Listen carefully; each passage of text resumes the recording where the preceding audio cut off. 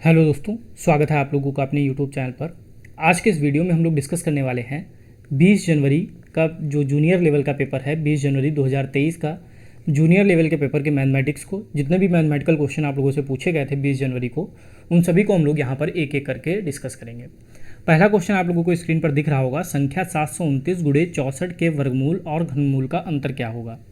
तो यहाँ पर 729 गुणे 64 का वर्गमूल निकालना है और घनमूल निकालना है। या तो डायरेक्ट आप लोगों को इसका वर्गमूल पता है तो आप लोग डायरेक्ट निकाल सकते हैं, अदरवाइज आप लोगों को गुणनखंड करने पड़ेंगे। जैसे कि 729 की बात की जाए तो सबसे पहले इसको 3 से डिवाइड करेंगे। तो 3 से डिवाइड करेंगे तो ये 3 दूनी 6 बचा 1, 3 चौको 12, 3 तिया 9। फिर 3 से करेंगे तो ये हो जाएगा 3 अट्ठे 24, 3 एकम 3। फिर 3 से करेंगे तो 27 हो जाएगा। फिर 3 से करेंगे तो 9 हो जाएगा। फिर 3 से करेंगे तो 3 हो जाएगा और फिर 3 से करेंगे तो 1 हो जाएगा। इसी तरीके से 64 के गुणनखंड करेंगे तो सबसे पहले 2 से डिवाइड करेंगे तो ये 32। फिर 2 से डिवाइड करेंगे तो 16 हो जाएगा। फिर 2 से डिवाइड करेंगे तो 8, और फिर 2 से डिवाइड करेंगे तो 4, और फिर 2 से डिवाइड करेंगे तो 2, फिर 2 से डिवाइड करेंगे तो 1। तो इस तरीके से 729 और 64 के हम लोगों ने गुणनखंड कर लिए। अब वर्गमूल सबसे पहले हमें निकालना है, तो वर्गमूल निकालते हैं हम लोग यहाँ पर। वर्गमूल में क्या होता है, दो दो के पेयर बनते हैं। जैसे एक ये पेयर बन गया, एक ये पेयर बन गया और एक ये पेयर बन गया। यानी कि 729 के वर्गमूल की बात की जाए तो 3 गुणे 3 गुणे 3 हो गया। बीच में हमारा मल्टीप्लाई का साइन है तो मल्टीप्लाई लगा देंगे। और इसकी अगर 64 के वर्गमूल की बात की जाए तो एक ये पेयर बन गया, एक ये पेयर बन गया और एक ये पेयर बन गया। तो 2 इंटू 2 इंटू 2।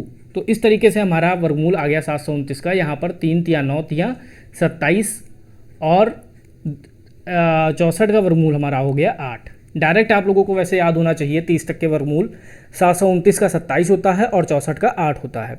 अब 27 और 8 की हम लोग मल्टीप्लाई कर लेंगे। तो मल्टीप्लाई करेंगे तो ये हो जाएगा 8 सत्ते 56 और 8 दूनी 16, 5 21।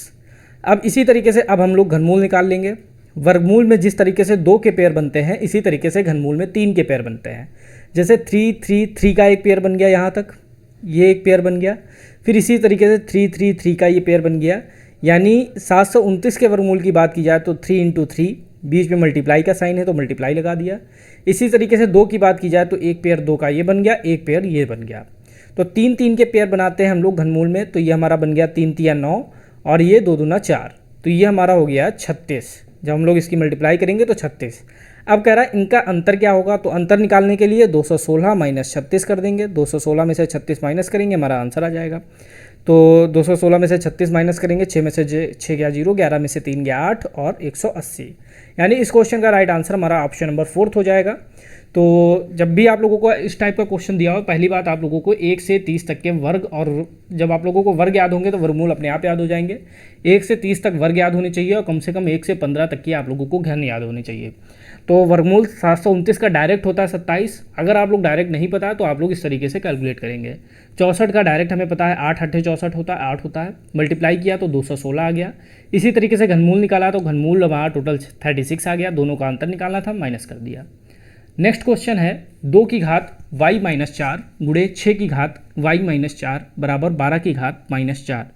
तो यहाँ पर हम देख रहे हैं घात हमारी बराबर है और यहाँ पर भी घात बराबर है। तो हम लोग क्या करते हैं, जब घात बराबर होती है तो जो आधार होते हैं उनको मल्टीप्लाई कर देते हैं। यहाँ पर आधार हमारा 2 था, यहाँ पर आधार 6 था और घात हमको लोग कॉमन ले लेते हैं। जैसे 2 गुणे 6 की घात माइनस 4 बराबर क्या हो जाएगा, 12 की घात माइनस 4।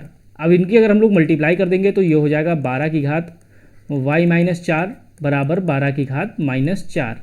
अब जब ये हमारे आधार बराबर हैं तो हमारी घातें बराबर होती हैं। हम लोग कई बार इस चीज़ को डिस्कस कर चुके हैं। घातांक के कुछ रूल होते हैं, जब आधार बराबर हैं तो घातें भी हमारी बराबर हो जाएंगी। अब ये इधर भी माइनस 4, इधर भी माइनस 4 कैंसिल हो जाएगा, तो y की वैल्यू हमारी आ जाएगी 0। जब हमें y की वैल्यू 0 पता चल गया तो अब हमसे वैल्यू पूछी गई है 2y माइनस 8 की। तो 2y माइनस 8 में अगर y की वैल्यू 0 रखेंगे तो 2 गुणे 0 हो जाएगा माइनस 8। ये 0 हो जाएगा, 0 माइनस 8, यानी कि इस क्वेश्चन का राइट आंसर हो जाएगा हमारा माइनस 8। ऑप्शन नंबर फर्स्ट इस क्वेश्चन का राइट आंसर हो जाएगा। तो सिंपल सा क्वेश्चन था, केवल आप लोगों को यहाँ पर घात हमारी बराबर थी y माइनस 4 y माइनस 4। तो हम लोगों ने आधार का मल्टीप्लाई कर दिया, तो 2 गुणे 6 की घात y माइनस 4 हो गया बराबर 12 की घात y माइनस 4 हो गया। अगर हमारे आधार बराबर है तो घातें भी बराबर हो जाती हैं। y माइनस 4 बराबर माइनस 4 हो गया, माइनस 4 से माइनस 4 कैंसिल हो गया, तो y की वैल्यू हमारी हो गई 0। जब y की वैल्यू 0 हो गई तो हम y की वैल्यू से किससे भी मल्टीप्लाई करें 0 ही हो जाएगा। जब ये 0 हो गया तो हमारा आंसर हो गया माइनस 8। ऑप्शन नंबर 1 इस क्वेश्चन का राइट आंसर हो गया। नेक्स्ट है -75 गुणे 109 वह नहीं है जो। तो -75 गुणे 109 की बात की जाए तो जो पहला लिखा है इसको हम लोग इस तरीके से लिख सकते हैं -75 और 109 को हम लोग तोड़ देंगे 100 + 9 में। 100 + 9 भी 109 होता है। अब अगर इसकी मल्टीप्लाई आप लोग करोगे तो ये -75 की मल्टीप्लाई पहले 100 से होगी और फिर प्लस और फिर -75 की मल्टीप्लाई हमारी 9 से होगी। यानी एक बार -75 की मल्टीप्लाई 9 से और -75 की मल्टीप्लाई 100 से, यानी पहला वाला तो वही जो ऊपर लिखा है वही चीज़ ये नीचे लिखी गई है। अब इसको देखते हैं तो यहाँ पर अगर आप लोग देखेंगे -75 की मल्टीप्लाई 9 से हुई है और फिर इसमें 100 ऐड कर दिया गया है, यानी कि ये आप लोगों का गलत हो गया, क्योंकि अगर हम लोग मल्टीप्लाई कर रहे हैं तो -75 की मल्टीप्लाई 9 से भी होगी और -75 की मल्टीप्लाई 100 से भी होगी, तब हमारा आंसर आएगा। यानी यही वाला जो आंसर है हमारा राइट आंसर हो जाएगा, क्योंकि पूछ रहा था वह नहीं है। इसी तरीके से अगला देखोगे तो अगला तो यही फॉर्म हमारी लिखी हुई है, ये भी हमारी यही फॉर्म है, सेम टू सेम। फिर लास्ट वाला देखोगे तो 75 को -70 और -5 में तोड़ दिया गया, क्योंकि -70 और -5 -75 होता है गुणे 109, यानी ये भी बिल्कुल सही है। तो जो गलत पूछ रहा था वो हमारा आंसर हो जाएगा ऑप्शन नंबर 2, क्योंकि इसमें -75 की 9 से तो मल्टीप्लाई हुई है लेकिन -75 की 100 से मल्टीप्लाई नहीं हुई है। तो यही वाला आंसर हमारा गलत आंसर हो जाएगा। नेक्स्ट है m और n दो अंकी संख्या हैं, एक सम संख्या है तथा दूसरी विषम संख्या है। यदि mn बराबर 180 तो m और n का लघुत्तम सार्वगुणज क्या होगा। तो m और n की वैल्यू 180 दी है। वैसे तो आप लोग डायरेक्ट अगर आप लोगों अनुमान लगा सकते हैं तो 15 और 12 की मल्टीप्लाई 180 होती है। 15 हमारी विषम संख्या है और 12 हमारी सम संख्या है। ऐसे नहीं अगर आप लोगों को समझ में आता है तो 180 के आप लोग गुणनखंड कर सकते हैं। 2 से किया तो 90 हुआ, फिर 2 से किया तो ये 45 हुआ, फिर 3 से डिवाइड किया तो ये 15 हुआ, फिर 3 से किया तो ये 5 हुआ और फिर 5 से किया तो ये 1 हुआ। अब आप लोग देखेंगे एक आपका ये बन सकता है 2 दूना 4 और 5 या 15 या 45, 45 गुणे 4। लेकिन क्या कह रहा है कि यहाँ पर 2 अंकी संख्या है। अगर एक अंकी बोलता तो हम लोग ये गुणनखंड बना सकते थे, लेकिन 2 अंकी कह रहा है तो 2 दूना 4 या 12 बन गया और 5 या 15 बन गया। यानी 15 और 12 की मल्टीप्लाई 180 होती है। तो जो संख्याएं हमारी एक संख्या 12 हो गई और एक संख्या 15 हो गई। अब कह रहा है कि इनका लघुत्तम सारगुणज क्या होगा, यानी कि इनका लासा क्या होगा। तो 12 और 15 का हम लोग लासा निकाल देंगे। तो 2 से डिवाइड किया 2 छंग 12, 15 ऐसे ही रहेगा। फिर 2 से डिवाइड करेंगे 2 तिया 6 और 15 ऐसे ही रहेगा। फिर 3 से डिवाइड करेंगे 3 एकम 3, 3 पचे 15। फिर 5 से डिवाइड करेंगे तो 1 और 1, यानी कि जो हमारा एलसीएम आ जाएगा वो हमारा आ जाएगा 2 गुणे 2 गुणे 3 गुणे 5। अब इसको हम लोग मल्टीप्लाई करेंगे 5 या 15 दूनी 30 दूनी 60, यानी इस क्वेश्चन का जो राइट आंसर हमारा हो जाएगा ऑप्शन नंबर 2 हो जाएगा। तो इसमें क्या था, आप लोगों को बस 180 को ऐसे तोड़ना था कि एक सम संख्या रहे और एक दूसरी विषम संख्या रहे।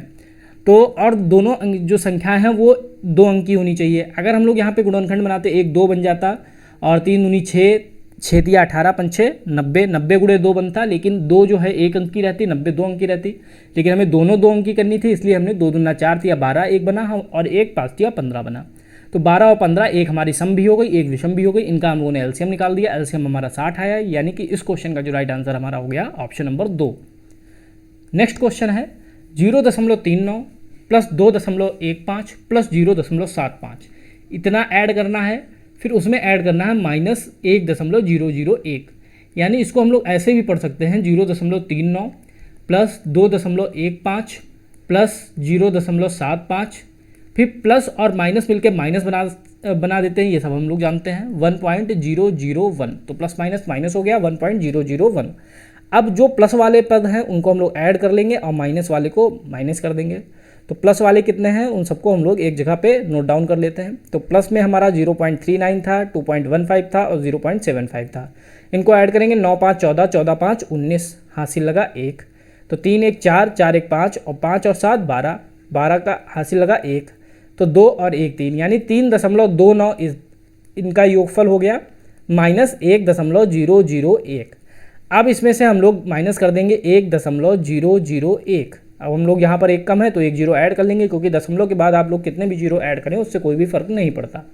अब 0 में से 1 जाता नहीं, हासिल लेंगे 10 में से 1 गया 9, इधर बचा 8, इधर हमारा बचा 2 और 3 में से 1 गया 2। तो 2.289 बचा। इसको माइनस करने पे अब हमारे आंसर दिए हैं भिन्न के रूप में, तो हम लोग दशमलव को हटाएंगे, दशमलव हटाते हैं तो 1 बढ़ाते हैं और जितने अंक होते हैं उतने जीरो बढ़ा देते हैं। 1 2 3 अंक है दशमलव के बाद में, तो 3 जीरो बढ़ा देंगे, यानी कि हमारा आंसर बन गया 2289/1000। तो हम लोग देख लेते हैं कहाँ पर हमारा आंसर मैच कर रहा है। ऑप्शन नंबर 2 में हमारा आंसर मैच कर रहा है, 2289/1000, यही हमारा आंसर हो जाएगा।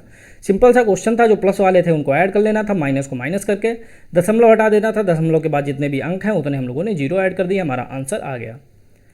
नेक्स्ट क्वेश्चन है समीकरणों 3x - 2 ब्रैकेट में 2x - 5 बराबर 2 ब्रैकेट में x + 3 - 8 और 3x बराबर 5x - 8/5 के हलों का योग क्या होगा। यानी कि इसमें x की वैल्यू और इसमें x की वैल्यू दोनों को निकालेंगे और दोनों को ऐड कर देंगे तो हमारा आंसर आ जाएगा। तो इसमें कैसे निकालेंगे, 3x है, 3x ऐसे ही रहेगा, माइनस 2 और 2 की मल्टीप्लाई होगी 4x, फिर माइनस माइनस की मल्टीप्लाई होगी तो प्लस हो जाएगा, 2 और 5 की मल्टीप्लाई होगी तो 10 हो जाएगा। फिर इसी तरीके से इधर मल्टीप्लाई करेंगे तो 2 और x की मल्टीप्लाई 2x, 3 और 2 की मल्टीप्लाई 6 माइनस 8। तो इसको सॉल्व करेंगे तो ये हो जाएगा 2x और प्लस माइनस है तो माइनस का चिन्ह आ जाएगा और माइनस का 2 बचेगा। इधर करेंगे तो ये माइनस x बचेगा, प्लस का 10 बचेगा। अब x वाले पद एक तरफ कर लेंगे तो 2x प्लस x हो जाएगा और 10 और 2 एक तरफ ले आएंगे, 2 इधर माइनस में था तो इधर आएगा तो प्लस में हो जाएगा। तो 3x बराबर 12 हो गया। अब ये 3 से 12 कैंसिल हो जाएगा, 3 चौको 12 यानी x की वैल्यू 4 आ जाएगी। जैसे अब हम लोगों ने इधर x की वैल्यू निकाली, इधर वैसे ही हम लोग इधर भी x की वैल्यू निकालेंगे। 3x बराबर 5x - 8/5, तो x वाले पद एक तरफ कर लेंगे तो ये हमारा हो जाएगा 3x - 5x बराबर -8/5। तो ये हमारा बचेगा -2x बराबर -8/5। अब हमारा माइनस इधर है, माइनस इधर है, कैंसिल हो गया, 2 से 8 कैंसिल हो जाएगा, 2 चौको 8, यानी यहाँ से हमारी x की वैल्यू आ जाएगी 4/5। अब हमारी यहाँ से x की वैल्यू पता चल गई, यहाँ से x की वैल्यू पता चल गई, यानी ये 4 है और ये 4/5 है, दोनों को ऐड कर देंगे तो एलसीएम हमारा 5 हो जाएगा और ये 5 को 20, 20 + 4 यानी कि 24/5 इस क्वेश्चन का राइट आंसर हो जाएगा, ऑप्शन नंबर 2।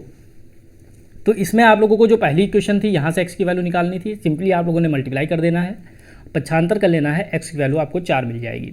सेम यही चीज़ यहाँ पे करना है, पक्षांतर करना है, x की वैल्यू निकालनी है, 4/5 आ गई, दोनों को ऐड कर देना है, एलसीएम लिया तो 5 को 20 हो गया, 20 + 4 24/5 हमारा इस क्वेश्चन का राइट आंसर हो गया। नेक्स्ट है, इसमें गुणांक निकालने हैं और गुणांकों का योग निकालना है, तो ये इनका गुणनफल करना है। तो x² - x + 4 है और इसकी मल्टीप्लाई करनी है x³ - 2x² + 3x + 1 से। तो मल्टीप्लाई करेंगे तो कैसे मल्टीप्लाई होगी, x² की पहले मल्टीप्लाई होगी पूरे इस जो भी हमारा पद है पूरे इस पद से, तो ये हमारा पहला हो गया। फिर -x है तो -x की फिर मल्टीप्लाई होगी पूरे पद से, 2x² + 3x + 1। फिर इसी तरीके से 4 बच्चा लास्ट में, 4 की मल्टीप्लाई होगी पूरे पद से, x³ - 2x² + 3x + 1। अब x² और x³ की मल्टीप्लाई होगी तो x⁵ हो गया, 3 और 2 मिलके 5 बन गया, माइनस का चिन्ह था तो -2x, 2 और 2 मिलके 4 हो जाएगा, प्लस 3 और 1 की मल्टीप्लाई 3, x² और x की मल्टीप्लाई x³ हो गया, प्लस x² हो गया। फिर इसी तरीके से यहाँ पे माइनस है तो प्लस और माइनस की मल्टीप्लाई माइनस और ये x³ और x मिलके x⁴ बना देंगे, माइनस माइनस की मल्टीप्लाई प्लस हो जाएगा और ये हो जाएगा 2x³, फिर प्लस माइनस की मल्टीप्लाई माइनस और ये हो जाएगा 3x², फिर प्लस माइनस की मल्टीप्लाई माइनस और ये हो जाएगा x, फिर इधर हमारा 4x³ - 8x² plus 12x plus 4। तो अब हमसे पूछा गया x⁴ का गुणांक और x² के गुणांक का योग, तो बाकी सबसे हमें मतलब नहीं रहेगा, केवल हमारा x⁴ का गुणांक जो यहाँ पे हमारा -2x⁴ है और यहाँ पर हमारा प्लस x² है। पहले हम लोग x⁴ को देख लेते हैं, ये -2x⁴ माइनस x⁴ और बाकी यही दो जगह थे तो हमने इनको नोट डाउन कर लिया। बाकी हमें चाहिए x² का गुणांक, तो ये प्लस का x² और ये माइनस का 3x² और ये माइनस का 8x²। तो इतने हमारे x⁴ और x² के हमारे इतने पद थे, उनको हम लोगों ने नोट डाउन कर लिया। तो ये हमारा हो गया -3x⁴ और ये हमारा बन गया -8 और -3 -11 हो गया और -11 में से 1 जाएगा तो 10 बचेगा, तो 10x² बच गया। अब x⁴ का गुणांक कितना हो गया, -3 हो गया, x² का गुणांक कितना हो गया, -10 हो गया। अब दोनों का योगफल निकालना था तो -10 प्लस -10, तो प्लस माइनस मिलकर माइनस बना देंगे, -10 -3 -10 यानी -13 इस क्वेश्चन का राइट आंसर हो जाएगा ऑप्शन नंबर 1।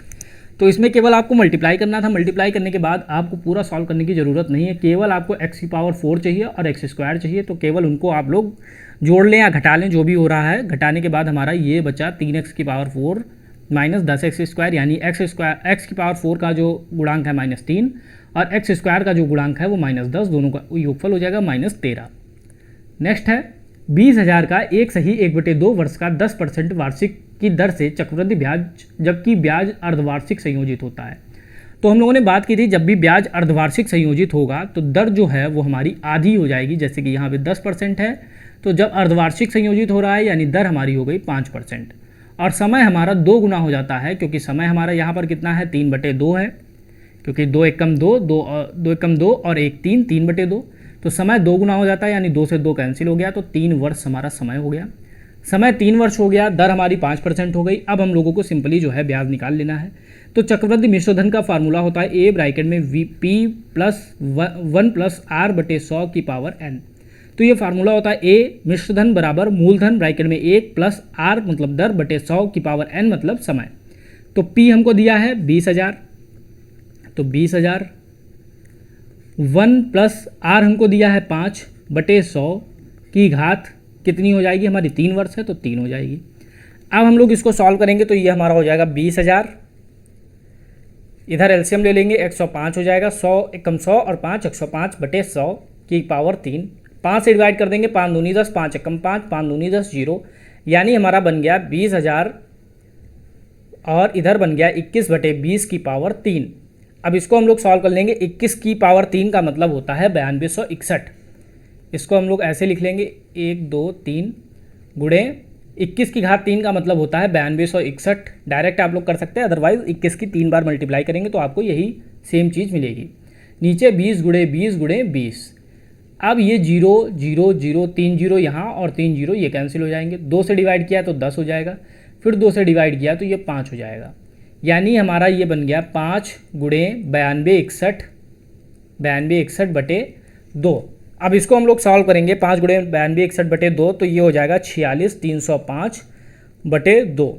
तो 46,305/2 का मतलब हो जाएगा 2, इसको जब हम लोग सॉल्व करेंगे 2,3,1,5,2.5, तो ये हमारा आ जाएगा 2, जब हम लोग डिवाइड करेंगे तो हमारा ये आ जाएगा 2,3,1,5,2.5 रुपये। ये हमारा हो जाएगा चक्रवृद्धि मिश्रधन। और हमको क्या पूछा गया क्वेश्चन में, ब्याज पूछा गया। तो ब्याज निकालने के लिए क्या करते हैं, ब्याज का फार्मूला होता है मिश्रधन माइनस मूलधन। तो मिश्रधन हमारा कितना है 2,3,1,5,2.5, मूलधन हमारा कितना है 20,000, तो 20,000 माइनस कर देंगे, हमारा आंसर आ जाएगा। तो ये 5, 2 में से 2 गया 0, 5 में से 0 गया 5, 1 में से 0 गया 1, 3 में से 0 गया 3, तो 3,1,5,2.5 यानी कि ऑप्शन नंबर 2 इस क्वेश्चन का राइट आंसर हो जाएगा। यहाँ पर आप लोगों को याद रखने वाली बात यह है कि जब भी आप लोगों का अर्धवार्षिक संयोजित होगा तो दर आपकी आधी हो जाएगी और समय आपका 2 गुना हो जाएगा। दर आधी होने के बाद 5 बची, समय 2 गुना होने के बाद 3 वर्ष हो गया। चक्रवृद्धि मिश्रधन का फार्मूला होता है मिश्रधन बराबर मूलधन ब्रैकेट में 1 + दर बटे 100 की घात समय। सेम सारी चीज़ों को हम लोगों ने रख दिया। पी हमें पता था 20,000, दर हमें 5 पता थी, समय हमें 3 पता था, कैलकुलेशन किया तो 21/20 की घात 3 बच गई। तो 21 की घात 3 का मतलब होता है 9261 और 20 की घात 3 को हम लोगों ने सॉल्व किया तो हमारा बन गया 5 गुणे 9261/2। 5 गुणे 9261 की मल्टीप्लाई करने के बाद 46,305/2 आ जाएगा। जब हम लोग इसको सॉल्व करेंगे तो 23,152.5 रुपये आ जाएगा।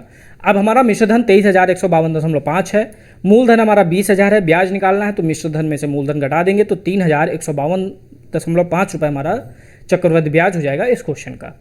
नेक्स्ट है 20xy - 4xz + 10y - 2z बराबर है, यानी इसके गुणनखंड करने हैं। तो सबसे पहला पद है 20xy। अब हमें देखना है यहाँ पर y वाला पद कौन सा है, ये वाला पद है, प्लस 10y और इधर -4xz बचा और -2z बचा। ऐसा हम लोगों ने इसलिए किया क्योंकि यहाँ पर z है, यहाँ पर z है, z वाले एक पास कर लिए, यहाँ पे y है, यहाँ पर y है, y वाले एक पास कर लिए। अब हम लोग यहाँ से क्या कॉमन कर सकते हैं, ये हमारा कॉमन हो जाएगा यहाँ से 10y, तो ये बचेगा 2x + 1, क्योंकि यहाँ से 10y कॉमन किया तो y से y कैंसिल हो गया, 10 दूनी 20, 2x बच गया। इसी तरीके से सेम 2z कॉमन करेंगे तो ये हमारा बन जाएगा 2x + 1, ये हमारा बन जाएगा अब 10y माइनस 2z कॉमन कर लिया और 2x प्लस 1 कॉमन कर लिया, तो ये हमारा बन गया 10y माइनस 2z, यहाँ पे z होगा, और 2x प्लस 1। अब क्या है, हमारे जो आंसर्स हैं और ज़्यादा इसको हम लोग अभी फैक्टराइजेशन कर सकते हैं, दो हम लोग कॉमन कर लेंगे, तो ये हमारा बचेगा 5y माइनस z और ये हमारा बचेगा 2x प्लस 1। अब हम लोग मैच कर लेंगे दो, 5y minus Z 2x plus 1, option number 2 में हमारा मैच कर रहा है, तो ऑप्शन नंबर 2 इस क्वेश्चन का राइट आंसर हो जाएगा। सिंपली इसमें जो हमारे y वाले पद थे वो एक पास किए, जेड वाले जो पद थे वो एक पास किए, 10y कॉमन कर मिल रहा था तो 10y कॉमन कर लिया, 2x प्लस 1 बचा, माइनस 2z कॉमन मिल रहा था तो फिर कॉमन कर लिया, 2x प्लस 1 बचा। अब 2x प्लस 1 यहाँ भी है, 2x प्लस 1 यहाँ भी है, तो 2x प्लस 1 कॉमन हो गया, बचा हमारा 10y माइनस 2z। यहाँ से अब 10y में हम देख रहे हैं 10 और 2 कॉमन है, तो 2 कॉमन किया तो 2 पंचे 10 हो गया, माइनस जेड बचा, यानी ऑप्शन नंबर 2 इस क्वेश्चन का राइट आंसर हो गया। नेक्स्ट है इनका योगफल, ये a प्लस बी का होल स्क्वायर है, ये a माइनस बी का होल स्क्वायर है, क्योंकि अगर हम लोग 3x को a मान ले, 8y को b मान ले, तो a प्लस बी का होल स्क्वायर बचा, ये a मान ले और ये b, तो ये a माइनस बी का होल स्क्वायर हो गया, a प्लस बी का होल स्क्वायर हो गया। अब अगर हम लोग बात करें a प्लस बी का होल स्क्वायर हमारा होता है a square plus b square plus 2ab। इसी तरीके से a माइनस बी के होल स्क्वायर की बात करें तो हमारा होता है a square plus b square minus 2ab। अब बीच में ऐड का निशान है, अब अगर हम लोग इनको ऐड करेंगे बीच में तो ये प्लस और माइनस कैंसिल हो जाएंगे, हमारा बचेगा क्या, 2a स्क्वायर प्लस b और b मिलकर 2b स्क्वायर, यानी कि a प्लस बी का होल स्क्वायर और a माइनस बी का होल स्क्वायर अगर जोड़ा जाए तो 2a square plus 2b square आएगा। अब सेम चीज़ यही लिखी हुई है, a प्लस बी का होल स्क्वायर लिखा है, a माइनस बी का होल स्क्वायर लिखा है। अगर a की वैल्यू 3x है तो ये हमारा हो जाएगा 2 ब्रैकेट में 3x का होल स्क्वायर, प्लस अगर b की वैल्यू 8y है तो ये हो जाएगा 2 ब्रैकेट में 8y का होल स्क्वायर, तो ये हमारा 2 ऐसे ही रहेगा, 3x का होल स्क्वायर होता है 9x स्क्वायर, प्लस 2 हमारा ऐसे ही रहेगा, 8y का स्क्वायर होता है 64y स्क्वायर, तो ये हमारा हो जाएगा 18x स्क्वायर, 9 दूनी 18 और 64 दूनी 128 वाई स्क्वायर, यानी कि इस क्वेश्चन का जो हमारा राइट आंसर हो जाएगा ऑप्शन नंबर 1 हो जाएगा। इसमें आपको बस ये ध्यान देना था कि ये 3x है, हम लोगों ने a मान लिया, 8y को b मान लिया, तो ये a प्लस बी की फॉर्म बन गई, ये a माइनस बी की फॉर्म बन गई, तो a प्लस बी का whole square plus a minus b का होल स्क्वायर। जब हम लोग इसको प्लस करेंगे तो ये प्लस का और ये माइनस का कैंसिल हो जाएगा, यानी a और a मिलकर 2a बना देंगे, b और b मिलकर 2b बना देंगे। फिर हमने यहाँ पर a की वैल्यू को 3x माना था तो 3x रख दिया, b की वैल्यू को 8y माना था 8y रख दिया, सॉल्व कर लिया, हमारा आंसर आ गया। नेक्स्ट है किसी कोण y के पूरक और समपूरक कोण का योगफल। तो अगर कोण हमारा y है तो इसका अगर पूरक कोण निकालेंगे, पूरक कोण तो हो जाएगा यहाँ पर 90 माइनस वाई, क्योंकि जो पूरक कोण होते हैं उन दो कोणों का योगफल 90 अंश होना चाहिए और संपूरक कोण का जो दो कोण होते हैं उनका योगफल 180 डिग्री होता है। तो यहाँ पर कोण y था तो ये हमारा बचा 90 माइनस वाई।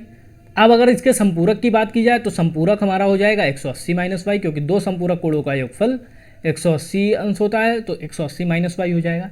अब कह रहा है पूरक और समपूरक कोणों का योग 220 है, तो पूरक कोण कितना है 90 माइनस वाई, तो संपूरक कोण कितना है 180 माइनस वाई।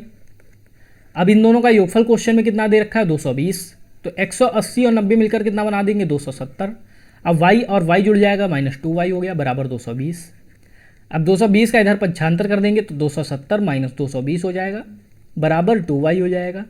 तो 270 में से 220 जाएगा 50 बचेगा बराबर 2y बचेगा, 2 से 50 कैंसिल हो जाएगा तो 25 बचेगा, यानी y बराबर 25 हो जाएगा। जब y की वैल्यू हमें 25 पता चल गई तो हमसे क्वेश्चन में किसकी वैल्यू पूछी थी 4y माइनस 30 की, तो 4 गुणे 25 माइनस 30 हो गया, 25 चक्कू 100 होता है, 100 माइनस 30, 100 माइनस 30 हमारा कितना हो जाएगा 70 डिग्री हो जाएगा। आंसर हमारा हो जाएगा ऑप्शन नंबर 3। तो इसमें क्या था, कोई भी दो कोण पूरक कोण तभी होंगे जब उनका योगफल 90 डिग्री होगा। तो एक कोण अगर हम लोगों ने y मान लिया तो पूरक कोण हमारा हो जाएगा 90 माइनस वाई। इसी तरीके से अगर एक कोण हमारा y है तो संपूरक कोण हो जाएगा 180 माइनस वाई। तो हमारे पूरक कोण हमें पता चल गया 90 माइनस वाई है, संपूरक कोण हमें पता चल गया 180 माइनस वाई है। दोनों का योगफल हमें 220 क्वेश्चन में दे रखा है। दोनों को सॉल्व किया तो हमारा y की वैल्यू आ गई 25 डिग्री। जब y की 25 आ गई तो 4y माइनस 30 डिग्री पूछ रहा था, तो इसकी हम लोगों ने निकाल ली, 70 डिग्री हमारा इस क्वेश्चन का राइट आंसर हो गया। नेक्स्ट है किसी त्रिभुज ABC की दो भुजाएं AB और BC की लंबाई है क्रमशः 14 सेंटीमीटर और 17 सेंटीमीटर हैं, तब इस त्रिभुज की तीसरी भुजा AC की लंबाई के लिए निम्नलिखित में से कौन सा सत्य होगा। यानी यहाँ पर हमें जो पहला ऑप्शन है AC की वैल्यू 3 से बड़ी हो और 31 के बराबर या 31 से छोटी हो, तो हम लोग मान लेते हैं अगर एक 14 है एक 17 क्वेश्चन में ही दिया है, तीसरी अगर 3 है 3 से बड़ी है, यानी कि हम लोग यहाँ पर रख लेते हैं 4, क्योंकि 3 से बड़ी है AC की वैल्यू 4 है, तो 17 और 4 21। त्रिभुज की दो भुजाओं का योगफल तीसरी भुजा से बड़ा होना चाहिए। 17 4 21 तीसरी से बड़ा, 17 14 31 तीसरी से बड़ा, और इसके अलावा 14 4 18 तीसरी से बड़ा। तो यहाँ पर तो हमारा ये चीज़ तो फॉलो कर गई। अब इससे देख लेते हैं अगर 31 के बराबर है तो क्या होगा। तो 14 17 और तीसरी भुजा अगर 31 है तो 14 और 17 का योगफल 31 बराबर 31 हो जाएगा, यानी कि ये वाला ऑप्शन हमारा गलत हो जाएगा, क्योंकि त्रिभुज की दो भुजाओं का योगफल हमेशा तीसरी भुजा से बड़ा होता है। लेकिन यहाँ पर हमारी त्रिभुज के दो भुजाओं का योगफल तीसरी भुजा के बराबर आ रहा है, इसलिए ये वाला ऑप्शन हमारा गलत हो जाएगा। नेक्स्ट क्या है, यहाँ पर हमें दिया है 3 सेंटीमीटर से बड़ी हो या बराबर हो, तो बराबर लेके देख लेते हैं। 14 17 और 3 ले लेते हैं, तो 14 और 3 17 हो जाएगा, 17 बराबर 17 हो जाएगा, यानी ये वाला भी ऑप्शन हमारा गलत हो जाएगा। 3 से बड़ी होनी चाहिए, ये बात तो सही है, लेकिन 3 के बराबर अगर होती है तो ये वाला आंसर हमारा गलत हो जाएगा, क्योंकि 17 बराबर 17 हो जाएगा और दो भुजाओं का योगफल तीसरी भुजा से बड़ा होना चाहिए। यानी जो अब हम यहाँ से क्या अनुमान लगा सकते हैं, हमें ये पता चल गया, यानी कि 3 से तो बड़ी होनी चाहिए और इधर 31 से बड़ी होनी चाहिए, यानी कि ये वाला ऑप्शन हमारा सही हो जाएगा। AC की वैल्यू 3 से बड़ी हो और 31 से बड़ी हो, क्योंकि अगर 31 के बराबर है तो हमारा आंसर गलत हो जा रहा है, 3 के बराबर है तो गलत हो जा रहा है। तो 31 से बड़ी होनी चाहिए, यानी ऑप्शन नंबर 4 सही हो जाएगा। थर्ड में क्या है, 32 से लिखा होगा, 32 सेंटीमीटर से बड़ी होनी चाहिए, लेकिन हमारा 31 में ही आंसर मैच कर रहा है, तो हमारा इस क्वेश्चन का राइट आंसर ऑप्शन नंबर 4 हो जाएगा। बस आपको याद रखना है कि त्रिभुज की अगर दो भुजाएं A और B हैं तो इनका योगफल हमेशा बड़ा होगा तीसरी भुजा C से। चाहे आप B प्लस C करेंगे तो तीसरी भुजा A से बड़ा होगा, C प्लस A करेंगे तो तीसरी भुजा B से बड़ा होगा। तो इस चीज़ को आप लोगों को याद रखें, इस क्वेश्चन को सॉल्व करना है। नेक्स्ट क्वेश्चन है, किसी समांतर चतुर्भुज ABCD की भुजा DC को बिंदु E तक इस प्रकार बढ़ाया जाता है कि कोण BCE बराबर 70। तो हम लोग मान लेते हैं ये हमारा चतुर्भुज है, ये A है, ये B है, ये C है, ये D है। अब कह रहा है भुजा DC को बिंदु E तक बढ़ाया जाता है, ये DC है, इसको हम लोग बढ़ाते हैं बिंदु E तक। अब कह रहा है कोण BCE, कोण BC, ये कोण BCE, ये वाला कोण हमको दिया है 70 डिग्री। अगर ये 70 डिग्री दिया है तो ये हम लोग निकाल सकते हैं, क्योंकि टोटल हमारा ये 180 होता है, तो अगर ये 70 है तो ये हमारा बचेगा 110। 110 और 70 मिलके 180 बना देंगे। सीधे आपको 180 में से 70 माइनस करना है, ये आपको कोण पता चल जाएगा। कोण DAB बराबर x है, DAB बराबर x है, ये वाला कोण x है। कोण ADB, AD और B, यानी इसको हम लोग मिला देंगे, ADB ये वाला कोण 40 है। DBC, कोण DBC ये वाला कोण हमको y दिया है, और कोण BDC ये वाला कोण हमको दिया है z। तो हमसे पूछा गया है x plus y plus z की वैल्यू क्या होगी। तो x plus y plus z की वैल्यू हम लोग कैसे निकालेंगे, जब हमारा ये 110 है और ये हमारा समांतर चतुर्भुज है ABCD, तो समांतर चतुर्भुज के जो सम्मुख कोण होते हैं वो बराबर होते हैं। अगर ये 110 है तो ये भी हमारा 110 हो जाएगा, जब ये 110 है तो ये भी हमारा 110 हो जाएगा, यानी x की वैल्यू हमारी हो जाएगी 110 डिग्री, क्योंकि चतुर्भुज के जो समांतर चतुर्भुज के जो सम्मुख कोण होते हैं वो बराबर होते हैं। यहाँ पर जब ये हमारा ये भुजा और ये भुजा समांतर है, ये 40 डिग्री है, तो ये भी हमारा 40 डिग्री हो जाएगा, यानी y की वैल्यू हमें पता चल जाएगी 40 डिग्री। y बराबर हो जाएगा हमारा 40 डिग्री। अब अगर हम लोग बात करें त्रिभुज DBC की, इस वाले त्रिभुज की बात की जाए तो तीनों कोणों का योगफल 180 होता है। एक कोण हमें 40 पता है, एक 110 पता है और एक z पता है। तीनों कोणों का योगफल 180 होता है, तो 110 और 40 मिलकर 150 बना देंगे, प्लस z बराबर 180 हो जाएगा। तो z बराबर 180 माइनस 150 हो जाएगा, तो 180 माइनस 150, यानी z की वैल्यू हमारी हो जाएगी 30 डिग्री। तो z की वैल्यू भी हमें पता चल गई 30 डिग्री। अब पूछा था x plus y plus z, तो x है 110 प्लस 40 प्लस 30, तो 110 और 40 150, 150 और 30 180, आंसर हमारा हो जाएगा ऑप्शन नंबर 3। इसमें केवल आपको यहाँ पे समझना था कि ये जो हमें 70 डिग्री दिया है तो ये हमारा टोटल 180 की होती है, ये हमें 70 है, यानी कि ये हमारा बचा 110 का। जब ये 110 का बचा तो समांतर चतुर्भुज ABCD में सम्मुख कोण बराबर होते हैं, तो ये भी हमारा 110 का होगा, क्योंकि ये 110 है तो ये भी 110 होगा, यानी x की वैल्यू 110 हो जाएगी। अब क्या है, y का निकालना है, तो यहाँ पर ये हमारा जो कोड है ये DC समांतर है AB के, AB जो है यहाँ पर समांतर है DC के। तो जो AB और DC समांतर है तो ये 40 डिग्री है, तो ये भी 40 डिग्री होगा एकांतर कोण से। जब ये 40 हो गया, ये 110 पता है, तो त्रिभुज के तीनों कोण हो गया, योगफल 180 होता है, 110 और 40 150, और ये हमारा हो जाएगा 30 डिग्री। तो अब हमें x की वैल्यू 110 पता चल गई, z की 30 पता चल गई, y की 40 पता चल गई, तीनों का योग बताना था तो ऐड कर दिया, 110 और 30 40 और 40 180, यानी ऑप्शन नंबर 3 इस क्वेश्चन का राइट आंसर हो गया। नेक्स्ट क्वेश्चन है, रेखाखंड QR के एक ही ओर दो बिंदु P और S इस प्रकार स्थित हैं कि M दोनों रेखाखंडों PR और SQ का मध्य बिंदु है। तो एक हम लोग रेखाखंड बना लेते हैं, यहाँ पर ड्रॉ कर लेते हैं एक रेखाखंड QR। तो QR हमारा इस टाइप से हो जाएगा, इसको हम लोग नाम दे देते हैं Q और इसको नाम दे देते हैं R। अब कह रहा है दो बिंदु P और S इस प्रकार स्थित हैं, एक ही ओर हैं, यानी एक और हम लोग रेखाखंड बना लेते हैं PS का। ये हो जाएगा हमारा P और ये हमारा हो जाएगा S। अब कह रहा है दोनों इस प्रकार स्थित है कि M दोनों रेखाखंड का मध्य बिंदु है, यानी M ये इसको अगर इसको मिलाएंगे और इसके अलावा अगर इसको मिलाएंगे तो ये M जो है PR और QS को समद्विभाजित करेगा, और इसके अलावा इसको हम लोग डॉट डॉट करके इसको मैच कर लेते हैं और इसके साथ साथ इसको मैच कर लेते हैं। तो हमारी जो आकृति है वो पूरी ये आकृति बन गई। अब बताना है कोण QPM बराबर RSM है। तो ये जो भुजा बराबर है इसके, क्योंकि ये जो है M मध्य बिंदु है, यानी ये और ये बराबर है, तो इसके सामने का कोण ये हो गया, और इसके सामने का कोण अगर बात की जाए तो ये वाला कोण हो गया। तो ये और ये कोण बराबर होंगे, यानी कि हमारा कोण बराबर हो जाएगा, कोण QPM बराबर हो जाएगा ये वाला कोण SRM, कोण SRM। तो हम लोग मैच कर सकते हैं, किसमें हमारा ऑप्शन मिलेगा, ऑप्शन नंबर 2 में मिलेगा। ऑप्शन नंबर 2 इस क्वेश्चन का राइट आंसर हो जाएगा। आप लोगों को पता होना चाहिए जब दो भुजाएं बराबर होती हैं तो उनके सामने के कोण भी बराबर होते हैं। तो हम लोग यहाँ पर देख रहे हैं कि ये मध्य बिंदु है, यानी ये और ये भुजा बराबर होगी, तो इसके सामने का कोण ये बना और इसके सामने का कोण ये बना, यानी ये कोण और ये कोण बराबर होंगे। तो ये वाला आंसर हमारा ऑप्शन नंबर 2 में मैच कर गया। इसके अलावा बाकी आप देखना चाहें तो ये और ये भुजा बराबर है, तो इसके सामने का कोण ये और इसके सामने का कोण ये बराबर होगा आपस में। तो इस तरीके से आप लोग इस क्वेश्चन का आंसर आसानी से दे सकते हैं। जो दो भुजाएं बराबर हैं उनके सामने के कोण भी हमेशा बराबर होंगे। नेक्स्ट है, किसी समचतुर्भुजाकार खेत की प्रत्येक भुजा 30 मीटर है तथा उसका एक विकर्ण 48 मीटर है, इस खेत का क्षेत्रफल कितना होगा। तो किसी चतुर्भुजाकार, तो समचतुर्भुज हम लोग सबसे पहले ड्रॉ कर लेते हैं। तो समचतुर्भुज हमारा कुछ इस तरीके से होता है जिसकी सारी भुजाएं बराबर होती हैं। अब कह रहा है कि इसकी प्रत्येक भुजा 30 है, तो ये 30 है, ये 30, ये 30, ये 30, एक विकर्ण 48 है, इसको हम लोग इससे मिला देते हैं और इसको मान लेते हैं 48, और एक विकर्ण हमारा ये हो जाएगा। तो ये टोटल अगर पूरा विकर्ण 48 है तो ये 24 हो गया, ये 24 हो गया।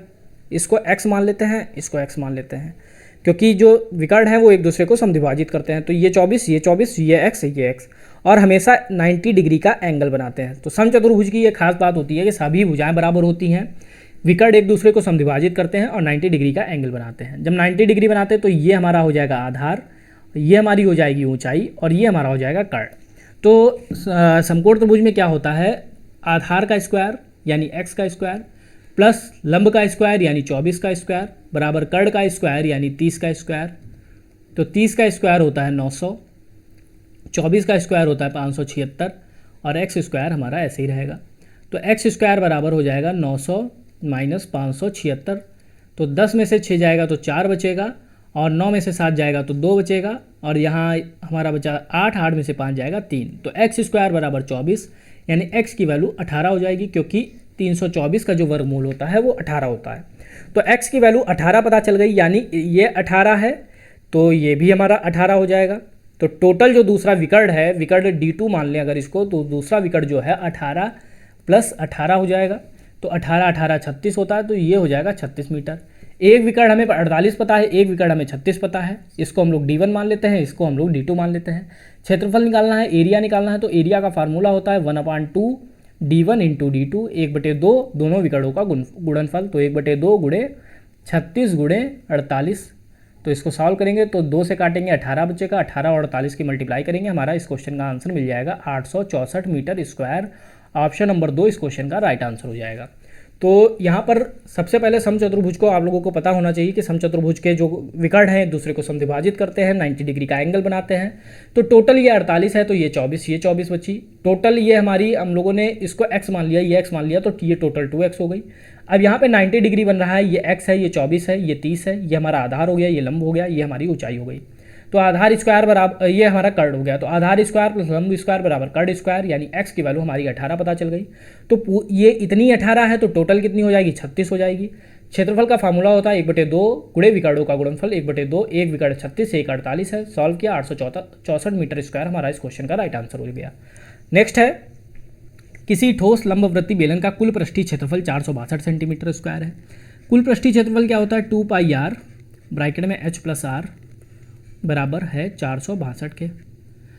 उसका वक्र पृष्ठीय क्षेत्रफल उसके कुल पृष्ठीय क्षेत्रफल का 1/3 है। वक्र पृष्ठीय क्षेत्रफल क्या होता है, 2πrh होता है, 1/3 है, यानी 462 का 1/3 निकाल देंगे। तो 3 × 3 बचा 1, 3 × 5 = 15, बचा 1, 3 × 12, यानी 2πrh की वैल्यू आ गई 154। कैसे आई, टोटल हमें दिया है 462 और वक्र पृष्ठ है 1/3, तो 462 का 1/3 कर दिया, वक्र पृष्ठ पता चल गया। वक्र पृष्ठ का फार्मूला होता है 2πrh, संपूर्ण पृष्ठ का फार्मूला होता है 2πr ब्रैकेट में h + r। इसको हम लोग मान लेते हैं समीकरण 1, इसको मान लेते हैं समीकरण 2। अब 1 को भाग दे देते हैं समीकरण 2 से। तो 1 क्या था हमारा, 2πr ब्रैकेट में h + r बटे 2πrh। एक हमारा था ये ऊपर वाला और दूसरा नीचे वाला हमारा था 2πrh बराबर 154। तो ये हमारा बन गया समीकरण 1 और 2 को जब भाग करेंगे तो 2πr से 2πr कैंसिल हो जाएगा।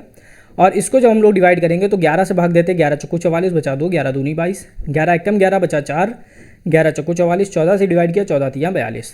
तो बना हमारा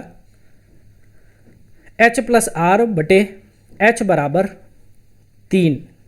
अब हम लोग इसको सॉल्व करेंगे तो h + r बराबर हो जाएगा 3h, तो 3h - h बराबर हो जाएगा हमारा r, तो 2h बराबर हो जाएगा r। तो 2h बराबर r हो गया, या फिर हम लोग कह सकते हैं h बराबर हो गया r/2। तो h की वैल्यू हम लोगों ने यहाँ से फाइंड आउट कर ली है, h की वैल्यू हमारी आ गई r/2। अब h की वैल्यू या तो हम समीकरण 1 में रख दें तो हमें r की वैल्यू मिल जाएगी, या फिर हम समीकरण 2 में रख दें। हम लोग यहाँ पर समीकरण 2 में रखते हैं, 2 गुणे पाई की वैल्यू होती है 22/7, तो 22/7 r की वैल्यू r रहेगी, गुणे h की वैल्यू r/2 हो जाएगी, बराबर हो जाएगा 154 के। तो ये 2 और ये 2 कैंसिल हो जाएगा, 11 से डिवाइड करेंगे, 11 × 2 = 22 हो जाएगा। इसको डिवाइड करेंगे, 11 × 1 = 11 बचा 4, 11 × 4 = 44, फिर 2 से डिवाइड करेंगे तो ये हो जाएगा 2 × 7 = 14। r गुणे r हो जाएगा हमारा r² बराबर 7 × 7। तो r की वैल्यू हमारी हो जाएगी 7, क्योंकि 7 का पेयर बन गया, तो r की वैल्यू हमें पता चल गई 7 सेंटीमीटर। तो पूछा था बेलन की त्रिज्या, तो बेलन की त्रिज्या हमारी 7 सेंटीमीटर हो गई। ऊंचाई क्या थी, ऊंचाई h बराबर था r/2, यानी 7/2 हो जाएगा। 7/2 होता है 3.5 सेंटीमीटर, यानी ऊंचाई हो जाएगी 3.5। तो 7 और 3.5 ऑप्शन नंबर 4 इस क्वेश्चन का राइट आंसर हो जाएगा। तो संपूर्ण पृष्ठ था 2πr ब्रैकेट में h + r, तो 2πr ब्रैकेट में h + r हमें दिया था 462, क्योंकि संपूर्ण पृष्ठ क्वेश्चन में हमें दिया था। और वक्र पृष्ठ 1/3 था, तो वक्र पृष्ठ का फार्मूला होता है 2πrh, तो 1/3 था, 462 का 1/3 निकाल दिया तो 154 आ गया। फिर समीकरण 1 इसको मान लिया, इसको 2 मान लिया, दोनों को डिवाइड कर दिया, तो h बराबर r/2 आ गया। h की वैल्यू को समीकरण 2 में रख दिया, तो r की वैल्यू 7 आ गई। जब r की 7 पता चल गई तो h था r/2, यानी 7/2, 3.5 सेंटीमीटर हमें h की वैल्यू पता चल गई। तो ऑप्शन नंबर 4 इस क्वेश्चन का राइट आंसर हो गया। नेक्स्ट है, किसी वृत्त का क्षेत्रफल विमाओं 14 सेंटीमीटर × 11 सेंटीमीटर वाले एक आयत के क्षेत्रफल के बराबर है। तो वृत्त का क्षेत्रफल जो है वो आयत के क्षेत्रफल के बराबर है, जिसकी लंबाई और चौड़ाई हमको दी है। लंबाई हमें दी है 14 सेंटीमीटर और चौड़ाई हमको दी है 11 सेंटीमीटर। तो हम लोग इसका एरिया निकाल सकते हैं, क्योंकि आयत का जो एरिया होता है लंबाई गुणे चौड़ाई होता है। तो 14 × 11 हो जाएगा, तो 14 और 11 की मल्टीप्लाई हम लोग करेंगे तो 14 ये, तो ये 4, 5, 1, 154 हो जाएगा। तो आयत का क्षेत्रफल हम लोगों को पता चल गया 154 सेंटीमीटर स्क्वायर। अब वृत्त का क्षेत्रफल जो है आयत के क्षेत्रफल के बराबर है, तो वृत्त का क्षेत्रफल क्या होता है πr², किसके बराबर है, आयत के क्षेत्रफल के बराबर, यानी 154 के बराबर हो जाएगा। तो ये हो जाएगा 22/7 गुणे r² बराबर 154। 11 से डिवाइड कर देंगे, 11 × 2 = 22, 11 × 1 = 11 बचा 4, 11 × 4 = 44, 2 से डिवाइड करेंगे, 2 × 7 = 14। तो r² बराबर हो जाएगा 7 × 7, तो r की वैल्यू आ जाएगी 7 सेंटीमीटर। तो आर की वैल्यू 7 सेंटीमीटर आ गई। क्वेश्चन में हमसे वृत्त की परिधि पूछी गई है, तो वृत्त की परिधि का फार्मूला होता है पैरामीटर का 2πr। तो पाई की वैल्यू फिर सेम वही 22/7, आर की वैल्यू 7, 7 से 7 कैंसिल, 22 दूनी 44 सेंटीमीटर। इस क्वेश्चन का राइट आंसर हो जाएगा ऑप्शन नंबर 3। तो इसमें हमें लंबाई और चौड़ाई दी थी आयत की, आयत का क्षेत्रफल हम लोगों ने निकाल लिया 154 सेंटीमीटर स्क्वायर आ गया। अब कह रहा है वृत्त का क्षेत्रफल और आयत का क्षेत्रफल बराबर है, तो वृत्त के क्षेत्रफल का फार्मूला होता है पाई आर स्क्वायर बराबर 154 के हो गया। तो आर की वैल्यू आ गई 7 सेंटीमीटर। जब आर की पता चल गई तो वृत्त की परिधि निकालनी थी, परिधि होती है 2πr, 2πr से निकाली तो 44 सेंटीमीटर वृत्त की परिधि पता चल गई। ऑप्शन नंबर 3 इस क्वेश्चन का राइट आंसर हो जाएगा। नेक्स्ट है, ये प्रेक्षण दिए गए हैं, इनका माध्य दिया गया 53, तब इन प्रेक्षणों का माध्य क्या होगा। तो सबसे पहले माध्य क्या होता है, पदों का योग बटे पदों की संख्या। तो पदों का योग क्या हो जाएगा, 48 plus 42 plus x plus 17 plus x plus 15, सबको हम लोग ऐड कर देंगे, plus x plus 20 plus 60 plus 58। तो ये हमारा पदों का योग हो गया बटे पदों की संख्या, तो ये माध्य के बराबर हो जाता है। तो पदों की संख्या 1 2 3 4 5 6 7, तो 7 से डिवाइड कर देंगे तो हमारा माध्य कितना है, 53 दिया है क्वेश्चन में। अब हम लोग इसको सॉल्व करके x की वैल्यू निकाल लेंगे। तो हम लोग किसको 48 42 17 15 20 60 और 58 को ऐड करेंगे तो हमारा हो जाएगा 260। x और x मिलकर हो जाएगा हमारा 3x बराबर हो जाएगा 53 गुणे 7। 53 और 7 की मल्टीप्लाई करेंगे तो यहाँ पर हमारा हो जाएगा 53 7 की मल्टीप्लाई 371। इधर हमारा 260 प्लस 3x, तो 3x बराबर 371 माइनस 260। तो 1 7 में से 6 गया 1, 3 में से 2 गया 1, 3x बराबर हो गया 111। तो x की वैल्यू हमारी आ जाएगी 37। 111 को जब 3 से डिवाइड किया जाएगा तो x की वैल्यू हमें 37 पता चल जाएगी। जब x की वैल्यू 37 पता चल गई तो हम अब जितने भी हमारे पद थे सबकी वैल्यू निकाल सकते हैं। एक पद हमारा 48 था, एक 42 था, फिर x प्लस 17 यानी कि x की वैल्यू 37, 37 प्लस 17 तो 54 हो जाएगा। फिर 37 प्लस 15 तो 37 और 15 हो जाता है 52, इसको आप लोग ऐड कर सकते हैं। 37 प्लस 20, 37 प्लस 20 होता है 57, फिर 60, फिर 58। अब हमें सारे पद पता चल गए। अब इनका माध्यक यानी कि माध्यिका पूछी गई है। तो माध्यिका निकालने के लिए क्या करते हैं, सबको हम लोग आरोही या अवरोही क्रम में लिखते हैं। तो आरोही क्रम में लिखते हैं तो ये 42, फिर 42 से बड़ा पद क्या है 48, तो 48, फिर उससे बड़ा क्या है हमारा 52, तो फिर 52 हो गया। तो 42 हो गया, 48 हो गया, 52 हो गया। नेक्स्ट पद हमारा क्या है 54, तो 54 हो गया। फिर हमारा अगला पद क्या आएगा 57, 57 हो गया। फिर नेक्स्ट हमारा क्या आएगा 58 और नेक्स्ट हमारा क्या आएगा 60। यानी आरोही क्रम में व्यवस्थित करने पर 42 48 52 54 57 और 60 आ गया। अब पदों की संख्या हमारी कितनी थी, 7 थी। 1 2 3 4 5 6 7। अब माध्यिका निकालनी है, मीडियन निकालना है। तो मीडियन का फॉर्मूला क्या होता है, जब पदों की संख्या विषम होती है तो n+1/2 वां पद। जब पदों की संख्या विषम होती है तो n+1/2 वां पद, यानी 7 + 1/2 वां पद। तो 7 + 1 8/2, 8/2 का मतलब हो गया चौथा पद। तो चौथा पद हम लोग देख सकते हैं यहाँ पर 1 2 3 4 यानी 54। इस क्वेश्चन का राइट आंसर हो जाएगा ऑप्शन नंबर 2। तो जब माध्य निकालना होगा तो सभी पदों का योगफल करेंगे बटे पदों की संख्या करेंगे। तो पदों का योगफल हम लोगों ने किया तो 48 42 x + 17 x + 15 x + 20 60 और 58, इनको ऐड किया तो 260 + 3x बन गया। 7 और 53 की मल्टीप्लाई 371 बन गया। सॉल्व किया तो x की वैल्यू 37 आ गई। जब x की 37 आ गई तो सारी वैल्यूज़ को पुट किया तो हमारी 48 42 54 52 57 60 और 58 पद आ गए। इनको आरोही क्रम में व्यवस्थित किया तो हमें पता था पदों की संख्या 7 है। जब पदों की संख्या 7 होती है तो जो माध्यिका होती है वो n+1/2 वां पद होता है। n+1/2 वां पद यानी 7 + 1/2 वां पद, यानी चौथा पद हमारा था 54। तो इस क्वेश्चन की माध्यिका हो गई हमारी 54। अब आज का लास्ट क्वेश्चन है, पर्चियों पर संख्याएं 12 13 14 101 102 103 लिखी जाती हैं। तो उन्हें एक डिब्बे में रख दिया जाता है। फिर इस डिब्बे में एक पर्ची को यादृच्छिक रूप से निकाला जाता है। इसकी क्या प्रायिकता है कि चुनी गई पर्ची से 7 से विभाज्य एक संख्या अंकित है। तो सबसे पहले आपको पता होनी चाहिए टोटल संख्याएं कितनी हैं। तो यहाँ पर हम लोग लिख लेते हैं टोटल। तो टोटल की बात की जाए तो यहाँ पर 12 से स्टार्ट है, यानी 11 कम है स्टार्टिंग में। 100 तक की अगर हम लोग बात करेंगे, 100 में 11 घटाएंगे तो हमारी कितनी बचेंगी, 89 बचेंगी। ऐसे आप लोग निकाल सकते हैं आसानी से। 89 फिर 1 2 3 ये, यानी 89 + 3 92 संख्याएँ टोटल लिखी गई हैं। क्योंकि शुरुआत की 11 छोड़ दी गई हैं, यानी 100 में से 11 माइनस कर दिया तो 89 बची 100 तक, और ये 3 एक्स्ट्रा हैं यानी 92 संख्याएँ टोटल हैं। अब कह रहा 7 से विभाज्य संख्याएँ, तो 12 से 14, 12 से अगर 103 के बीच में देखा जाए तो सबसे पहली विभाज्य संख्या 7 से 14, फिर 21, 7 14, फिर 21, फिर 28, 28 के बाद 35, 35 के बाद हमारी आ जाएगी 42, 42 के बाद आ जाएगा 49, 49 के बाद 56, 56 के बाद हमारे 63, 63 के बाद 70, फिर 77, 77 के बाद 84, 84 के बाद 91, 91 के बाद 98 और 98 के बाद हमारा बनता है आके अगला 105, लेकिन हमारी संख्या जो लिखी है 103 तक लिखी है। तो टोटल कितनी संभावना बन रही? 1 2 3 4 5 6 7 8 9 10 11 12 13, यानी कि जितनी संख्याएं लिखी हैं इसमें 7 से विभाजित होने वाली जो संख्याएं हैं वो 13 हैं। तो प्रोबेबिलिटी हमको निकालनी थी, तो संभावनाएं हमारी 13 है, टोटल संख्या 12 थी, यानी 13/92 ऑप्शन नंबर 1 इस क्वेश्चन का राइट आंसर हो जाएगा। तो 12 से 103 के बीच में टोटल संख्या हमारी 92 है। 7 से विभाजित होने वाली संख्या 14, 21, 28, 35, 42, 49, 56, 63, 70, 77, 84, 91 और 98 है। तो ये इनको हम लोगों ने काउंट किया तो ये टोटल संभावना हमारी 13 बन रही थी। तो हमको यहाँ पे प्रोबेबिलिटी निकालनी थी, प्रोबेबिलिटी हमारी संभावनाएं 13 थी, 92 हमारी टोटल थी, 13/92, यानी ऑप्शन नंबर फर्स्ट इस क्वेश्चन का राइट आंसर हो गया। तो फ्रेंड्स ये था हमारा 20 जनवरी का पेपर 2 यानी जूनियर लेवल का पेपर था। नेक्स्ट वीडियो में हम लोगों का जो नेक्स्ट पेपर होगा उसको हम लोग डिस्कस करेंगे। मिलते हैं नेक्स्ट वीडियो में। Thank you.